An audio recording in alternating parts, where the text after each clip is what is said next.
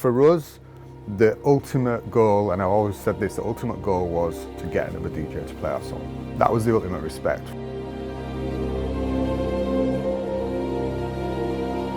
This is my first time in the Southbank. People were trying to send me pictures, and I'm like, nope, don't want to see them.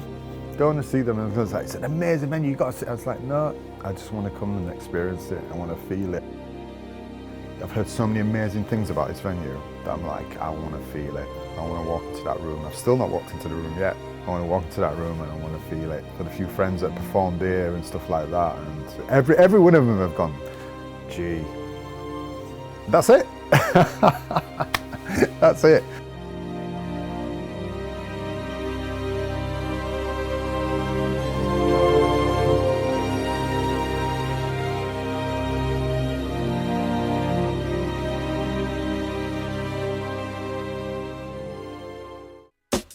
The reason why I came up with the name Carboot Soul, I was always looking in really obscure places to buy records and stuff, be that flea markets, second-hand shops, like car boot sales and stuff like that. You know, I'd be digging for these records and getting samples and getting inspiration from some of these places. Through the mixing process, the last place I would check the mix would be back in the car. God, this is like a full cycle thing. It's like I go to the car boot sale, I dig for the inspiration, but then I go test it out back in the car. It really does have a play on words with Carboot Soul, but it's more about the journey of how the inspiration comes about.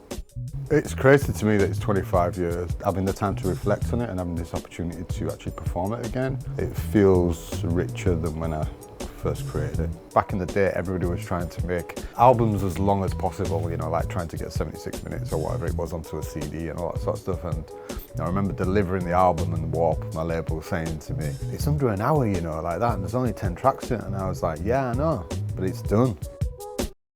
It was really like a blur, to be honest with you, because we were 19, we were raving, do you know what I mean? We were having the time of our lives, obviously. You know, to go to some of these illegal warehouse parties and stuff and hear your tune being dropped and there's 10,000 people going crazy was just like, for us, the ultimate goal, and I always said this, the ultimate goal was to get another DJ to play our song.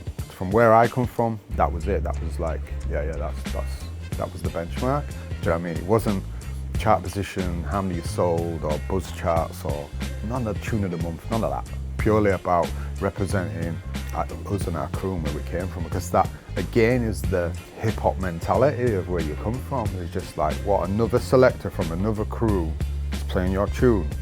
Wow. So I was the one out there, I was the anti-trip-hop. Through journalism, you always need to find a way to describe something. Things get segregated and then that's that and that's that. And it's like, and when I look to my music and I look at what my big influences are, is that if hip hop had never happened, I probably would never have made music. It showed me that with the least like bits of equipment or access to equipment, I could create something, I could do something, and I can have a voice, do you know what I mean? I don't have to fit into this, I don't have to have gone to music college, I don't have to read music. You know, it showed me all these things that were possible.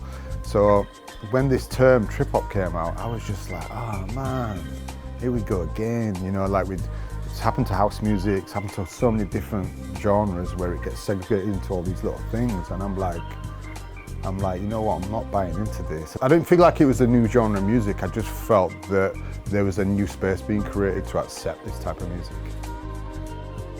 We knew this anniversary was coming along, and I've been talking about how can we perform this in a different way and how can we celebrate this record in a different way. Within creating the music, the dream has always been there to perform this music in this way. Even as a producer, I can listen through my catalogue and can hear how I've been suggesting that. To get the opportunity to do it in such a way now is a dream come true. It makes sense.